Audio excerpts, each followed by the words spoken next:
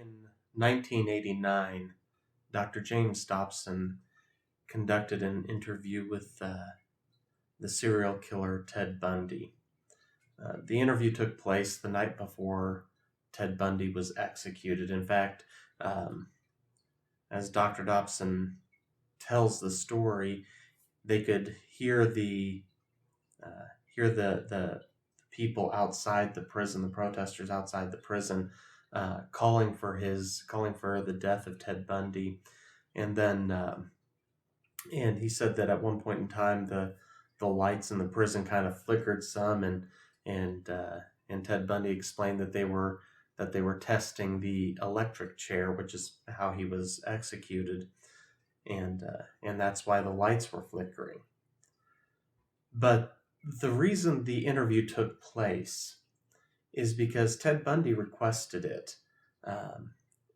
Dr. Dobson had served on the Attorney General's board concerning the issue of pornography, and Ted Bundy wanted his story, the full story. He had gotten saved and converted, and he wanted the story of what led him down this path to be told as a warning, and he trusted Dr. Dobson to do that because, as Ted Bundy explained, it was pornography that started him down that road.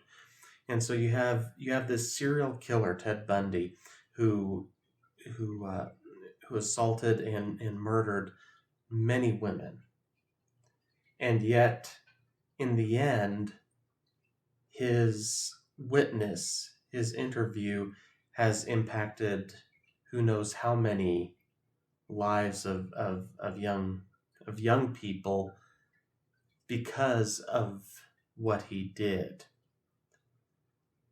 One of the best known stories in the Word of God is the story of Jonah, and it's relayed to us in a very short book, in the book of Jonah. It's found in the Minor Prophets. It's only 4 chapters long. It's very quick. It's a very quick and easy read.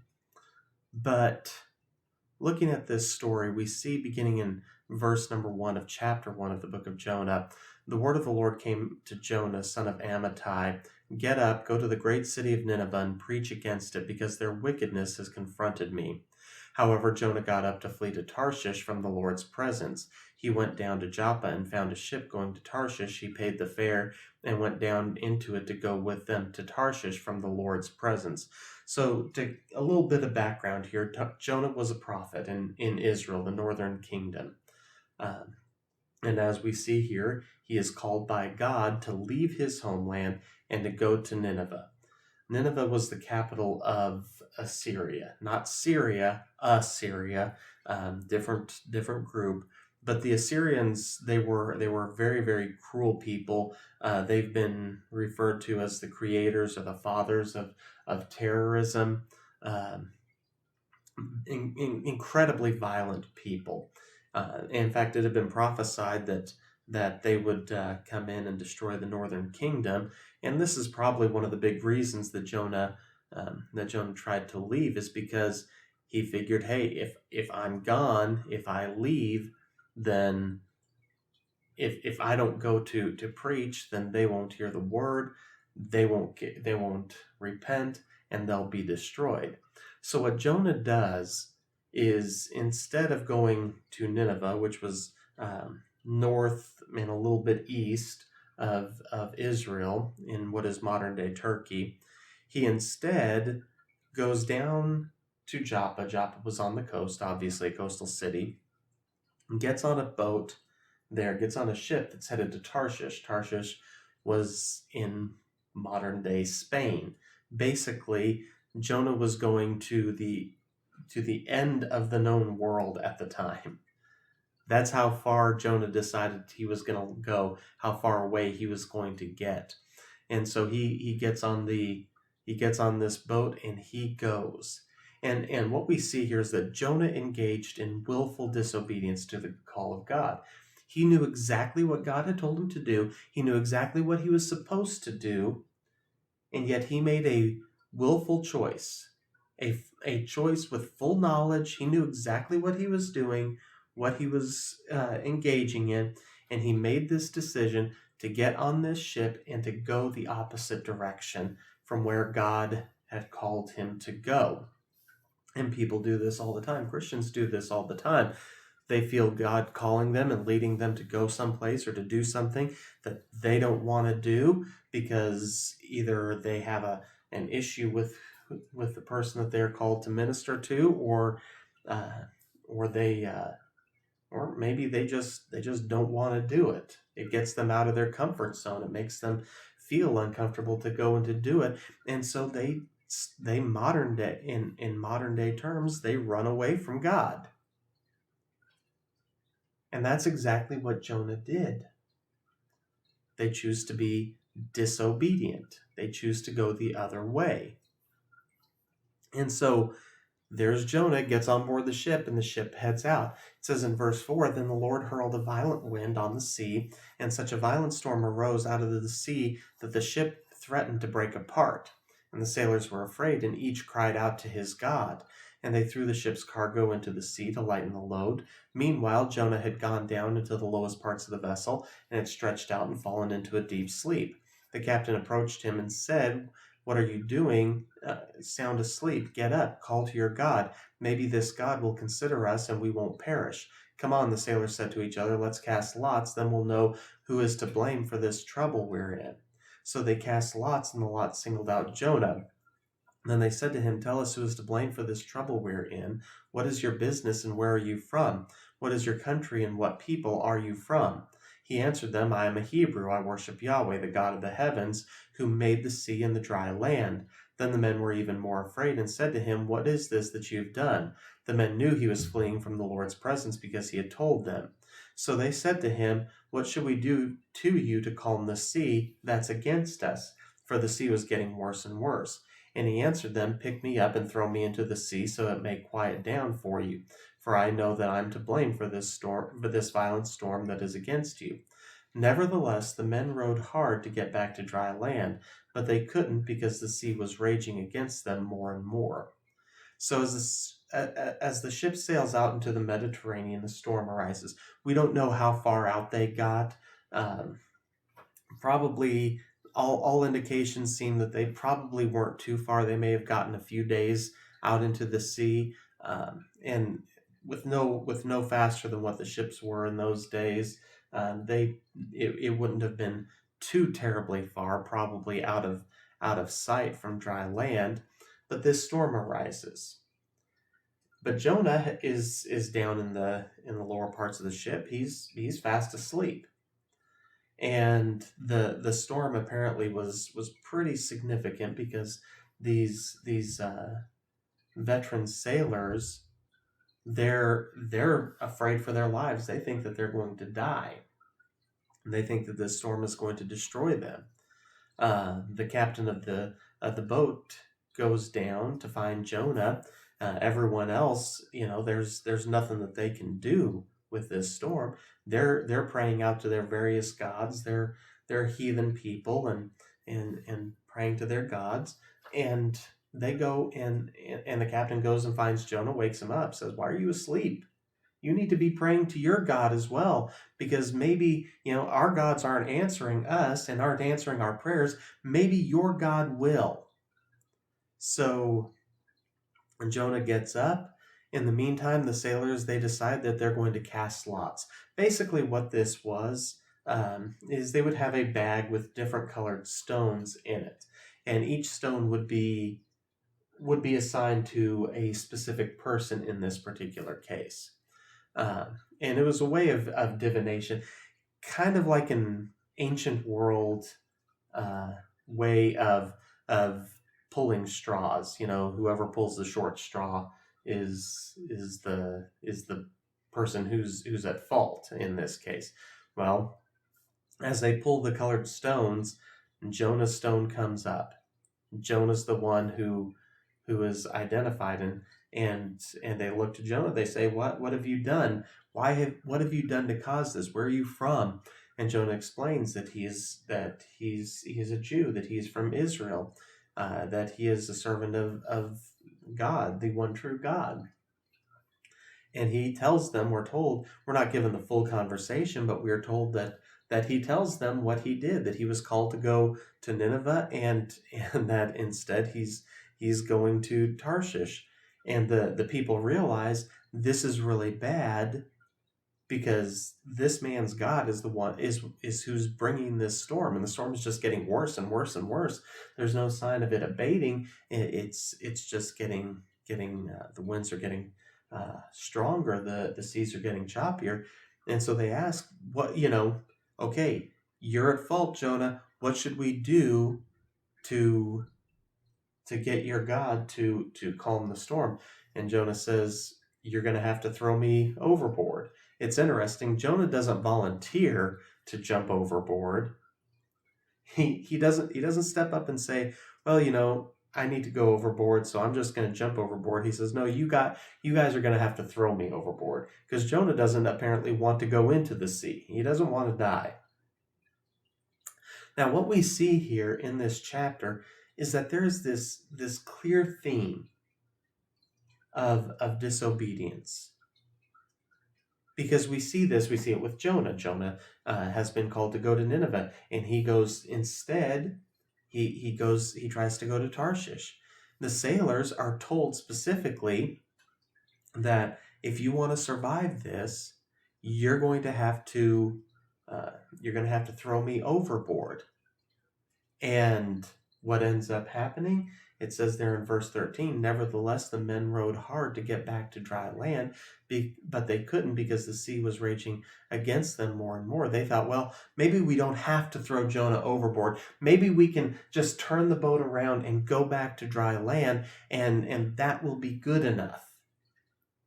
But instead of doing what specifically they were told they needed to do, they tried to do something else. Look, these I referred to them as heathens earlier, and they're heathens because they believed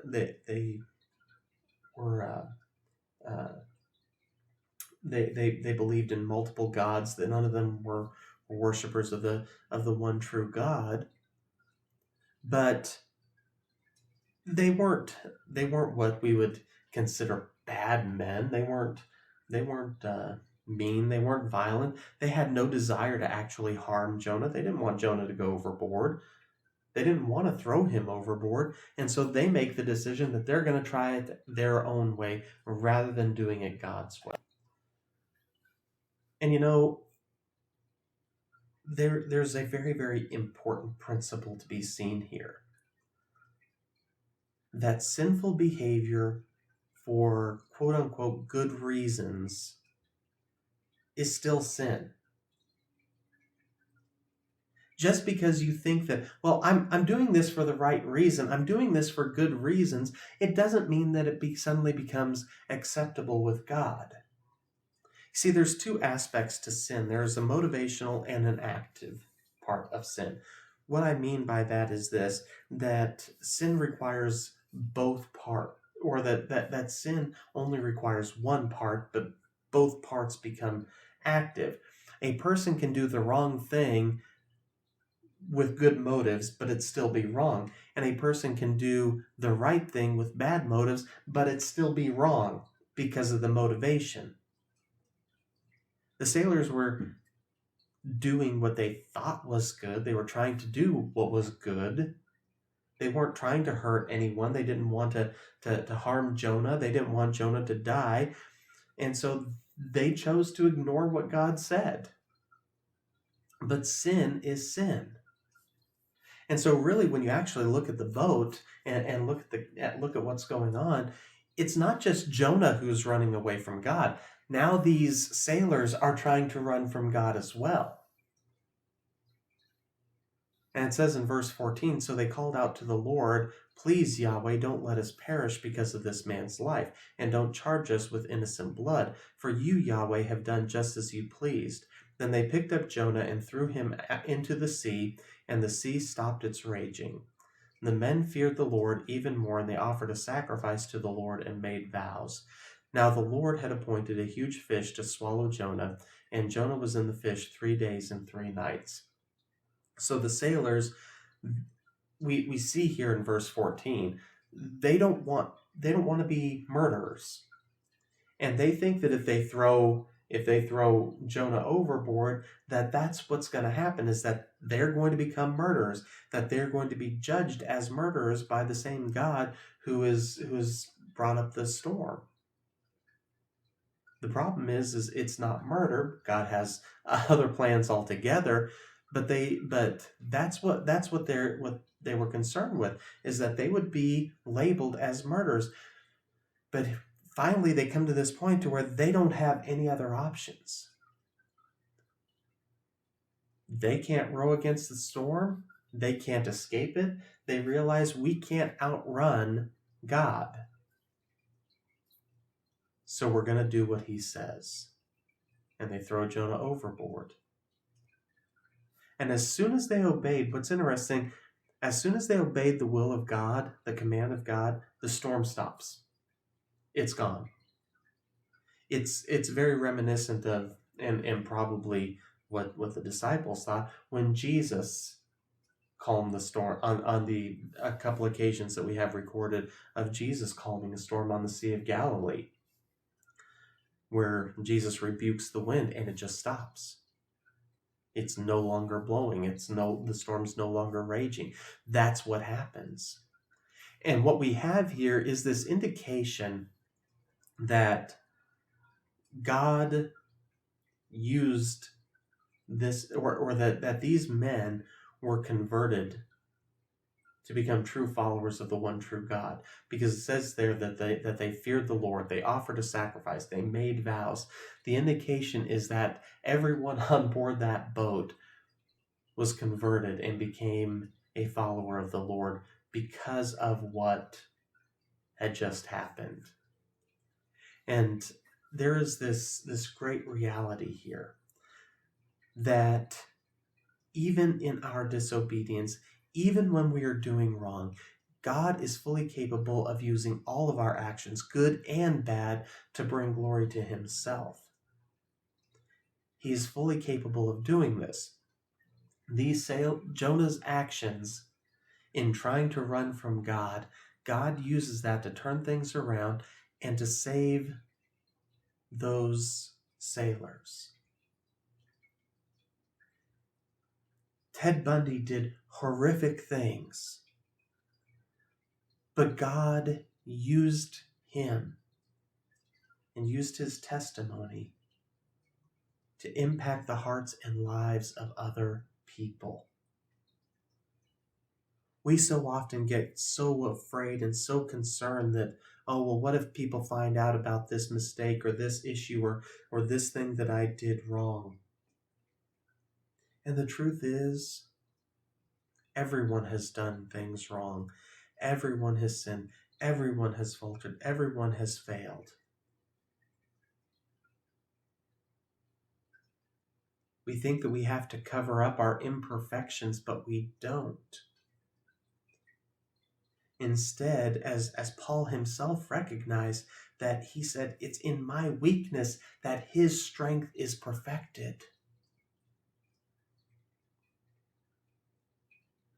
When people see my inability and see my failures, that's when God's power is fully revealed. And that's the amazing thing that we see here in Jonah chapter 1, is God took Jonah's disobedience, and he took the attempted disobedience of the sailors, and he used that to reveal himself to them in a way that changed their hearts and lives.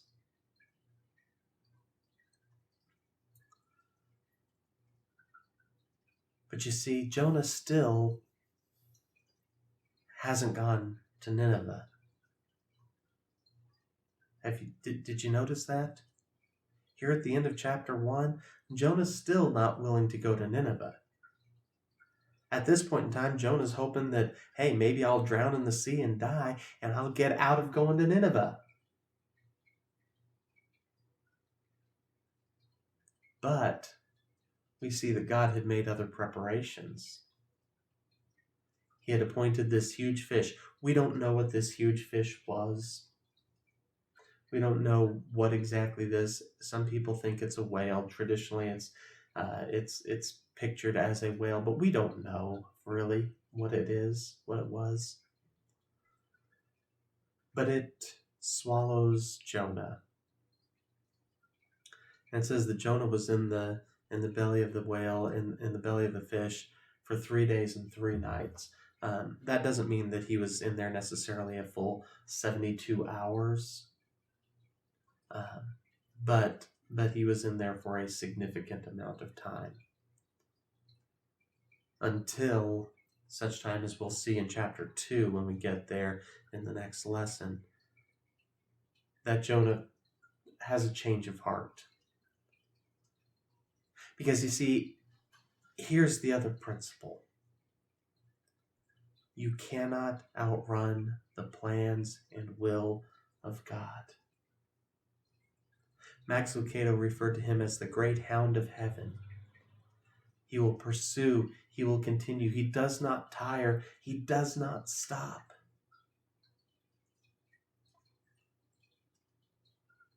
If God has a plan and a purpose for you, he is going to pursue you. He is going to push you. He is going to eventually get you to the point to where you are engaged in service to him, because he will not permit disobedience to continue unabated. And so if you're listening to this and you've been on the run from God, he's not going to let you get away. It's time to stop running. It's time to even go into the ends of the world. It's not going to get you away from God. You're just going to be miserable until you submit.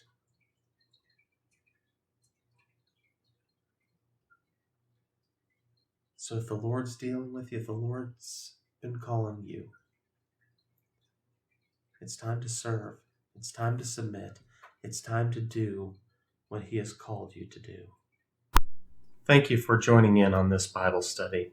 If you have not done so, please like and share this video so that we can share God's Word. We would also like to ask you to subscribe to our channel here and check us out on Facebook. And if you're in the Fort Worth area, know that you're always welcome to join us for any of our services and Bible study.